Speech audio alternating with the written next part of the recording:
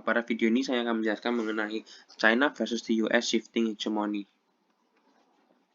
Yang akan kita bahas adalah perkembangan pasar Cina, hegemoni Amerika Serikat, pendekatan Amerika Serikat, serta budaya pop.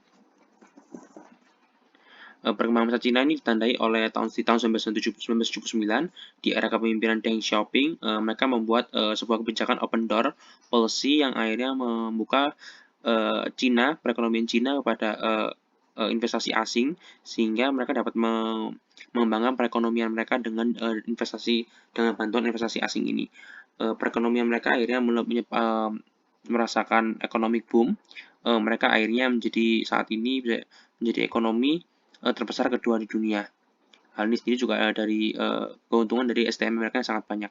Kemudian dari kebijakan perekonomian yang sangat besar ini, akhirnya mereka mulailah membangun kebijakan luar negeri yang cukup agresif.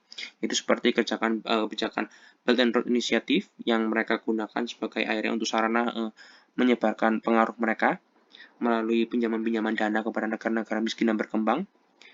Kemudian juga ada kebijakan Nine Dash Line yang mereka bilang Laut Cina Selatan merupakan wilayah tradisional mereka, sehingga mereka sangat menjaga nelayan-nelayan mereka untuk mengambil ikan di situ. Kemudian juga era pandemi COVID-19, kebijakan Zero COVID Policy ini cukup berhasil pada awalnya karena dapat menjaga kondusivitas yang ada di Cina, sehingga perekonomian tetap dapat berjalan dan bertumbuh.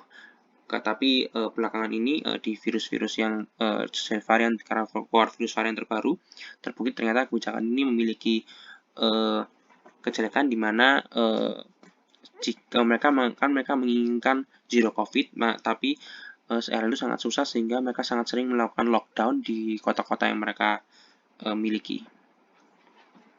Kemudian Amerika Serikat, kita tahu kalau Amerika Serikat sebagai pemenang Perang Dunia Kedua dan Perang Dingin, mereka bertransformasi menjadi negara dengan kekuatan terbesar di dunia, entah itu di perekonomian maupun di militer dan hal-hal lainnya. Mereka juga dapat menyebarkan hegemonia ini. Akhirnya mereka menciptakan sebuah pop culture yang mereka miliki, mereka sebarkan ke seluruh dunia. Kemudian juga untuk hegemoni Amerika Serikat di Asia, hegemoni Amerika Serikat ini sangat terasa ditunjukkan di Jepang, dan pengaruh di Jepang dan di Korea Selatan, di Asia Tenggara pun juga sebenarnya melalui medianya. Akan tapi kalau di Korea Selatan, akhirnya media ini kemudian berkembang lagi, lanjut menjadi K-pop, dan itu juga mendominasi di seluruh dunia. Kemudian juga untuk pendekatan Amerika Serikat ini memiliki pendekatan containing policy, itu menganggap China sebagai rival, sehingga rival ini harus segera dibatasi pergerakannya agar tidak menggagalkan national interest atau interest yang dimiliki oleh Amerika Serikat. Hal ini cuma ditunjukkan melalui kebijakan perang dagang.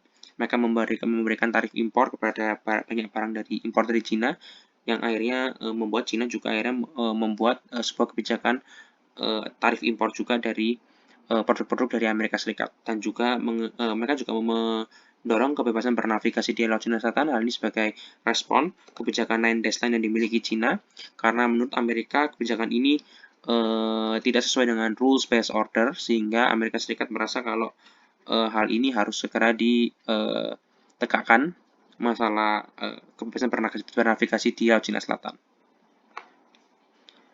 Kemudian juga mengenai budaya pop. Nah, kenapa meskipun Cina ini sangat berkembang, tapi media mereka sangat-sangat, atau budaya pop mereka sangat kurang. Hal ini karena kalau kita telusuri lagi, banyak dari channel-channel atau media mainstream yang dimiliki oleh Cina ini dikuasai oleh negara.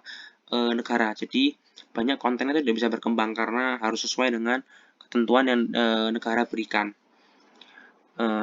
Dan juga banyak konten-konten mereka itu yang akhirnya memiliki berisi tentang propaganda-propaganda yang dimiliki oleh Partai Komunis. Kemudian juga untuk American Pop Culture, sebenarnya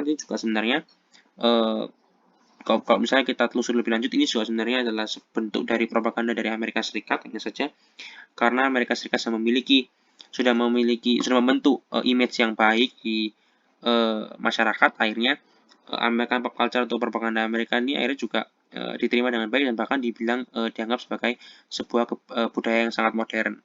Kemudian juga akhirnya diturunkan ke K-pop. Kita rasakan dominasi K-pop saat ini, akan tapi sebenarnya K-pop ini mengambil nilai-nilai dari budaya Amerika ini, kemudian dikembangkan lebih lanjut dengan memberikan bumbu-bumbu dari banyak culture yang Korea miliki, dan ternyata ini cukup berhasil utamanya di wilayah Asia. Kemudian sebagai kesimpulannya adalah perkembangan Asia yang sangat pesat yang dimotor oleh China menyebabkan Amerika Serikat sebagai negara superpower itu harus ikut masuk ke dalam proses perkembangan Asia, apalagi melihat agresivitas China di kawasan ini. Sekian presentasi dari saya, terima kasih.